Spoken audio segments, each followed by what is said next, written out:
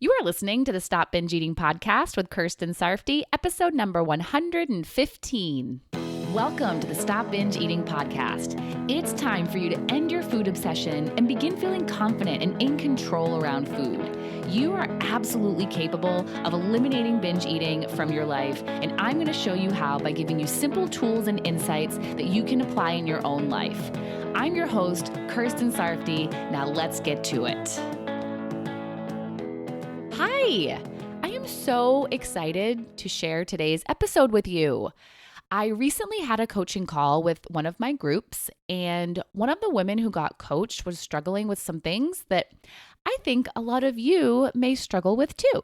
So I felt like I had to share her portion of the call on the podcast so you can all benefit from the coaching that she received. When I first brought her on to be coached, as you'll hear, she was just in the thick of it. She had a lot going on in her life, and it was making it hard for her to focus on her work to stop binge eating. Although she's been making awesome progress in the group, there are too many times she keeps giving up on herself, and she wanted to stop it. So in this coaching session, you'll hear why she keeps giving up and how I coach her to help her to stay in the game in the midst of her busy life and how to feel less overwhelmed with all the things she has going on. And I also want to mention that her son was home and he was present in the background. So if you hear us laughing a little for seemingly no reason, he's probably the cause of it. I did my best to edit out any interruptions that we did have just for time's sake, but she did great and we stayed focused even with her special guest present. We got to do the best we can during virtual school and days off, right? So here is my call with Jennifer. I want you to listen and see how you can apply what you learn to your own circumstances and your own life. I have no doubt that you'll find some similarities. Enjoy. Hi. Hey. Oh. How are you? Oh, fine. Got a lot going on. Had a parent-teacher conference. I've had meetings. Fun. Look at you. Yeah. It is so inspirational, like hearing how good everyone is doing. And I feel like I'm doing better. I know that there's like improvements, but I feel like I'm still struggling a bit. Yeah. What do you feel like you're struggling with? Like, what's the main thing? I know exactly what it is. Like I kind of wrote it down this morning, and it's like, I just get tired and I just give up. Like sometimes it feels like one more thing on my plate, like literally and figuratively. You know what I mean? Like it's like one more thing to deal with. Sometimes I feel like I'm spread so thin, and dealing with the urge is too much. Yeah, I think that's, I know, and it feels like, gosh, I started this journey. It may be the hardest time that it would ever be to stop binging. And so it feels like I'm kind of going against the current a lot of days. Mm-hmm. And I just kind of let go. Why does it feel that way? I'm mentally done some days in every which way. And so kind of having to sit there and tell myself no and sit through the urge is, and I give up. It's like decisional fatigue. That's where I am sometimes, where, like they say that's why they put the candy bars at the register, because by the time you get to the register, you don't care anymore. Mm-hmm. And you just give up, and, your brain's like, whatever, I give up. I'm just going to do this. Yeah. But why do you think we stop caring and give up? It's definitely my thoughts. Like, I'm like, you've done enough today. You can't handle another thing. Mhm. Or, or it's like, you know what, you're doing the best you can, and maybe you just can't do this today. So you're stopping believing in yourself. I am. And and even like, I think I deserve it, having juggled all these things all day. I also tell myself that I deserve it and it's fine. Okay.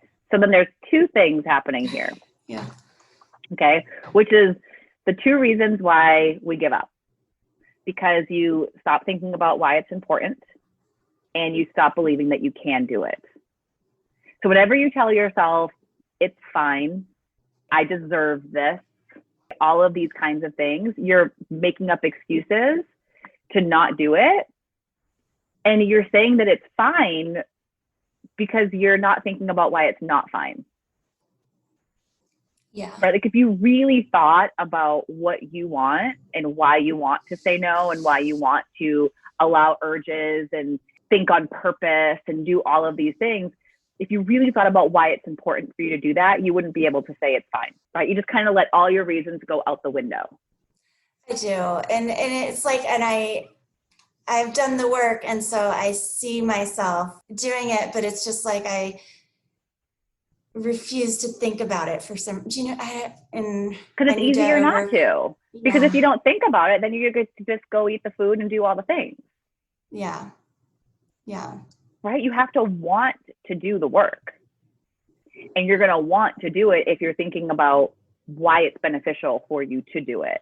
And also what will happen if you don't. Yeah. I listened to your last podcast about like feeling empowered and remembering that I'm in control and that I can do it. I think, I think that's the other part of it. It's just like, I'm like, well, I can't. Yeah. So there's the part where you're not remembering what you want and why you want it and all of that. And then there's the other part, the second part, the belief, where you're like, I just can't do it. Yeah. I can't handle another thing today. You can't do this today. But why? Why can't you? Yeah, I can. I'm just refusing. Yeah. I'm just taking that thing off my list. And you're taking it off because you're not thinking about why it's so important. Yeah. Would you take off feeding your son? No.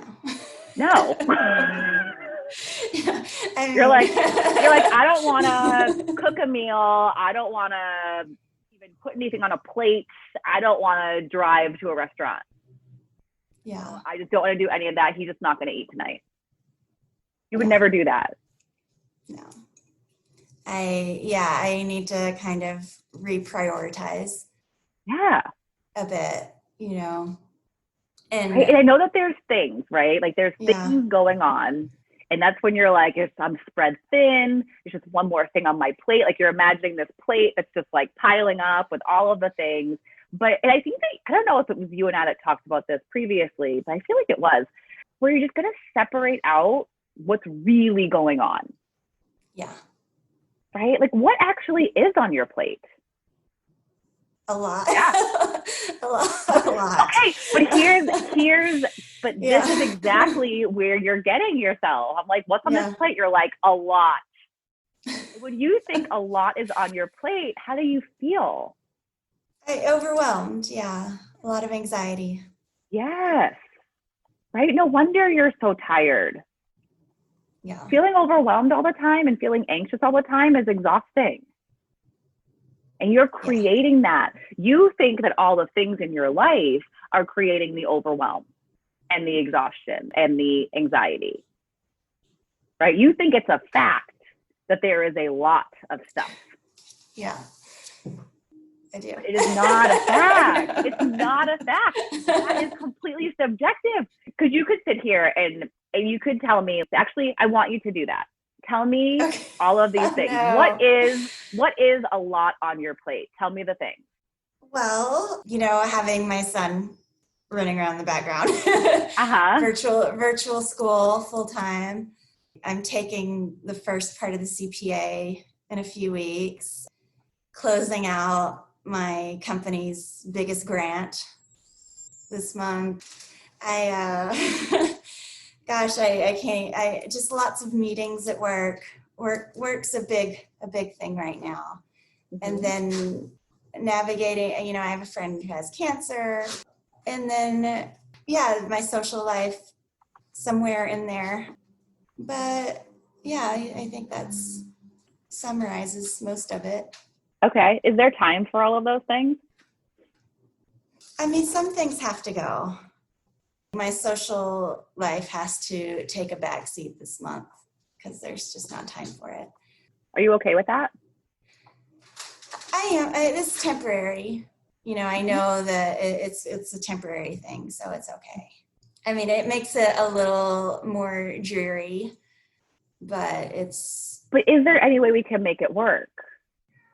Like, do we have to completely cut out the social life? I mean, it's not like we have to go take day trips with the girls, right? It's like... Yeah,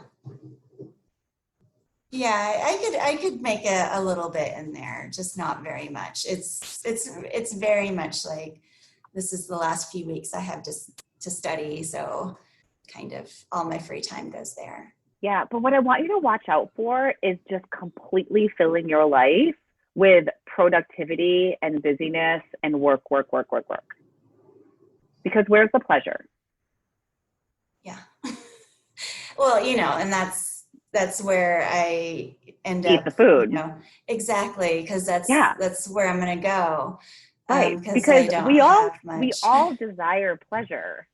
All of us. It's just a part of who we are as humans, as animals, really. We seek pleasure. And I think it's really important for our well-being to have that pleasure. And whether you make time for healthy pleasure or not, you're going to get the urge for it. And then you're going to seek out the easiest, quickest way possible. And you're like, why can't I just eat this thing and be done in 10 minutes? And that'll be pleasure, right? And you end up doing that every day. And then 10 minutes every day, that's an hour that you could have spent with a friend. That's true. Even if it's just a phone call. Let's hop on Zoom. Let's do Skype. Let's FaceTime, whatever it is. Yeah. Right? Take those 10 minutes of eating every day or whatever it is, they add up. So you have the time for it. You're just not using it in the way that you would like to use it. Yeah, I am. I am just letting myself give up and not even attempting to. Yeah. I mean, not all days. Like, I'm still doing better, but I would like to be doing even better than I am. Yeah. So you're going to do better by making sure that your foundation is set. And the foundation, and everybody needs to hear this too, the foundation for all of this work is your compelling reasons why and your belief in yourself. Once one of those starts to go, the giving up begins. That's why those are on the daily check-in, because they're so important. Yeah. And you're doing both of them. Right? You're like, well, I can't do it and it doesn't matter, so let's just eat. Yeah. I do it, and it does matter. You have good reasons. You've proven you can do it. You have done amazing work here, right? But then what happens is you create all of this overwhelm that just exhausts you, and it makes it harder to do all this work. Yeah. And I think that would be a good idea, is in the mornings, I've kind of written down my eating plan for the day, but like I need to set my intention as well. So because here's the thing, I look at your list. Okay, I look at your list. You have your son running around, you have virtual school, you have the first part of your CPA in a few weeks, you're closing out your company's biggest grant, you have meetings, you have a friend that you want to support and be there for who has cancer, and you have a social life, okay? I look at that list. I don't look at it and go, that's a lot. I look at that list and my first thought is, how can we make this work? Yeah. I think when I look at it, how can we make time for all of this? Yeah, I do. Instead of just like putting my little food thing together, it would be very helpful if I just kind of had my list for the day And not and even that. my intention, like, And even like taking that to the next level is scheduling out your day. When are we going to study for the CPA stuff? When are we going to work on that? When is virtual school? When are you making time for that? Yeah. Right? Like, when is that happening? When are you working on the company's grant? When are the meetings? Yeah. You're going to talk with your friend that needs your support or wants your support. And when are you going to make that time to talk with another friend on Zoom? Yeah. Or have her come over if you're okay with that. I don't know. People have different things. I know. Whatever you're comfortable with. But it's making the time for that. Because when you have it all scheduled out and you're able to see that there is time for everything and this is when it's going to get done, yeah, then it's so much easier to look at it and be like, all right. Yeah, that's true. I think instead of it floating around in my head, which I've been letting it kind of do, and I know we've talked about this before, and I felt like I got better at it for a little while and was like, and then I've moved away, but I need that reminder that if I write it down and see that there is enough time, I think that visual will really help. Yeah. And you also know when it's going to get done. Because in your mind right now, you're like, well, I can't hang out with my friends because I got to do my work. Yeah. And it's like, what if you could do both? Right. Because in your mind, it's this whole chunk of time is being taken up by work. You might not even need as much as you're making it out to be in your head. Yeah. Yeah. Like and it's true. It's true. Like if I could just sit down, focus, I have this much time for it, I could probably get more done too. Instead of part of me worrying about the other thing that needs to be done. Yeah. Which is what I do. I split, and kind of one it's like you're doing this thing worrying. And you're worried about that thing, and then you're not fully focused on this, and it's so exhausting because you're going back and forth. That's another way that you're exhausting yourself. Yeah. But yeah, another thing that I wrote down in my notes this morning was that eating is not relaxing. And I think in the back of my mind, I still have that thought that it's a relaxing thing to do. And that's a thought that I need to transform. Let's think about this though. Is eating relaxing? Like, truthfully, is it? Maybe in the moment. Is it? I even question, is it? Because it might be. That's why I asked because you zone out a little bit, but I guess my thing is that I have to need to remind myself that maybe it is just so momentarily, but like we talked about, it just adds to your problems later. And I think that's a really good place to go with your thoughts, where you see it as being a momentary thing, but in the end, it's just not what you want, and it's not what you think it is. Yeah. Yeah. Right. Instead of trying to be like, it's not relaxing, just be honest with yourself, where you're like, yeah, it is in the beginning. Okay, maybe don't lie to myself. Don't lie. Yes, and that's why I question it. It's like, we don't want to be lying. It's like you're okay. I want to try to tell myself that ice cream isn't good. Like, ice cream is not good. I want to believe that, and it's like, you're not gonna. Like, that's just so untrue. Yeah. Yeah, that's true. Like, I'll be honest, and then I'll maybe accept it more as just right. Like, we can say like, yeah, eating's fun, eating's pleasurable, right? But binging's not. Yeah. Like, I used to think that eating all that food was so fun. I am so wrong. The actual like joy food portion of it, where you're just having that serving or two or whatever it is, but a binge itself, not fun. Yeah, and I'm also trying to really write down how it feels after. I've been focusing on that more, because I think if I just really remind myself I don't drink much anymore because like just the after effects it wasn't worth it, like how I would feel. And so I just really have to ingrain how it feels after. Yeah. And really solidify that for the change. Right. Because that's how we lessen the desire. Feels bad. I don't want to do this thing that feels bad. Right. I don't want to do heroin because of how I'm going to feel after that extreme ecstasy that I'm going to feel. Yeah. Ecstasy is great. I don't want the come down. Yeah. I've seen it on movies, TV, never seen it in real life. Thank goodness. But it looks awful. I don't want that. Yeah.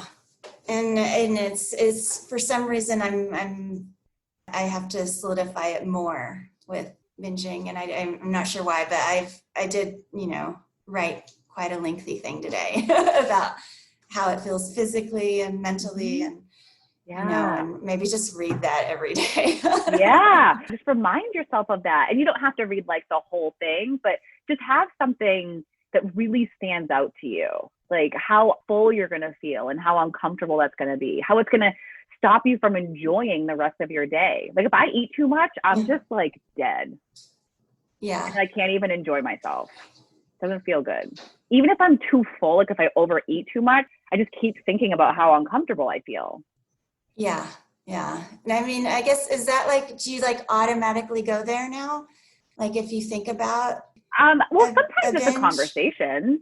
Yeah. I don't think about binging at all. Like that's just not even an option. I don't even consider it. But when I think about like eating more than I planned or just having that thing that's over there or whatever, then sometimes it's really easy where it's just like, no, I'm not doing that. I'm going to feel awful. And sometimes it's a conversation. Never a fight and never an argument. Always just a conversation. Why do I want it? Why do I not want it? And I justify it. And then I think about the truth, right? And it kind of goes like that. Like, it's just a conversation. And I don't want anybody to get so caught up in like, I don't want to think about it this much. Like, well, this is your thing. Yeah. Right? Like everybody that you know has a thing that's like their way to get some extra easy pleasure or their way to avoid a feeling. That's true. Like it could be alcohol, drugs, it could be excessively shopping, it could be sex, it could be just spending too much time on Facebook and Instagram and TikTok and whatever, spending hours on there. Like everybody has a thing. This is yours. And those people need to think a little bit more about those things. And for us, it's just food. And we want to make a big deal about it. It's normal. Yeah. We want pleasure. We don't want pain. Yeah. It's just the rewiring, I think, that is taking me a little bit of time. Yeah. It becomes easier. Like I definitely have thoughts of why I shouldn't very quickly, which, I didn't before. At all. So I'm trying to really like focus on that and because it is getting better. It's just taking me a little extra time to rewire. Yeah. And that's fine. Maybe it's not even taking you extra time. Maybe it's taking the exact amount of time. Right? Like, I don't want you looking at other people that are doing well and be like, oh, well, it's taking me extra long. It's like, no, it's just taking you as long as it's taking you. You don't know where they started. You don't know what work they've done. Maybe they just had less work to do. Yeah. Right? Like, we don't know. And we don't want to be comparing ourselves to other people. Like, this is where you are. This is the work you have to do. Stay in your own lane. That helps because I have been, and I've been feeling, because when I start doing that, I want to give up on myself a little bit, But you have like, I'm behind. You don't know where they started. Like, what if you started here and they started there? You're not behind. Yeah. You're going just like they are. You just had a different starting point. Yeah, that's true. I might have more triggers or. Exactly. Yeah. Like, we don't know. Like, yeah, you're all binging, but there's so much more to the story, right? And maybe they're just not looking at their lives saying that it's too much and that they can't handle it. and that they're spread so thin, right? And they're overwhelming themselves, and like, so you got to watch out for that. Absolutely. Yeah. Right. You have these things. There's time for all of them. Schedule them out. Make time for them. See it written in front of your face. There is time for all of these things. This is what I'm doing it. So you can stay focused on what you're doing and not be on your meeting and be like, oh my God, but what am I going to do the CPA stuff? That's exactly what I need to do. Yeah, you're in the meeting. I think that even setting that list will be very calming. Yeah. And again, don't just make a list. I'm doing this from 2 p.m. to 4 p.m. Yeah. Whatever it is. Yeah. So, but here's one thing I want to leave you with that, especially, is that you're going to make this plan. You're going to schedule, I'm going to do this at this time, this at this time, and have it all scheduled out, right? Yeah. And then this is going to happen. Yeah. Then you're going to have to manage your thinking around this. It's totally fine. How old is he? 9. He just turned 9. 9. He's being a 9-year-old. Yeah. Right? This is not bad. This is not wrong. No, it bothers you not. more than it bothers me. He's not bothering me at all, but you're like, oh my God, like all these thoughts. Right? Yeah. So he's just being a 9-year-old as we would expect him to be at home on a day that there's no school. Yeah. Right. And when you can kind of just accept that, like, this is how it is, and know that most people don't care, then you can just like be totally calm about it and be like, yeah, I have a 9-year-old jumping around. Yeah. It's what they do. Okay. Yes. Awesome. Well, I am so glad that you came on. Okay. Well, thank you. Yeah, you're welcome. I'm a special guest. Yes, very, very special. All right. Well, thank you. I feel calmer, and I'm going to do this. All right. All right. Thanks for coming on. Thank you. Bye. Bye-bye. So good, right? She has to remember why this work is important to her and believe that she can do it. And she also has to stop telling stories about her life that make it sound so unmanageable. She has things going on, and she can make time for all of them. Scheduling them out, I think, is going to be super helpful for her. And what I also want to add that I didn't mention in this call is the importance of not just making time for socializing, but also for yourself. Take some time each day for self-care, relaxation, and you time. You have the time. Like Jennifer and I talked about, if you have 10 minutes to binge, snack, graze, whatever, then you have time to do something that's truly fulfilling, relaxing, and that will replenish you. You have the time. Use it how you really want to use it. No matter how much you have going on in your life, you can handle it. You need to stop telling yourself it's too much so you can stop feeling so overwhelmed by it. You have more time than you think, especially if you stop wasting it by eating instead of doing the things you really want to be doing. Now, if you want to get coaching yourself, hear more calls like this, and be part of one of my groups, then go to coachker.com/group. There's so much good stuff in them, so many ways to learn and get help, not just on the calls, but with my video lessons, worksheets, bonus content, and written coaching. You get everything you need to stop binge eating. So join me, join us, and make some serious changes. Let's do this together. Talk to you soon. Bye-bye. Thank you for listening to the Stop Binge Eating podcast. If you like what you heard today and you want more, go to coachker.com/free. That's COACHKIR.com/free to get some awesome free stuff to help you stop binge eating.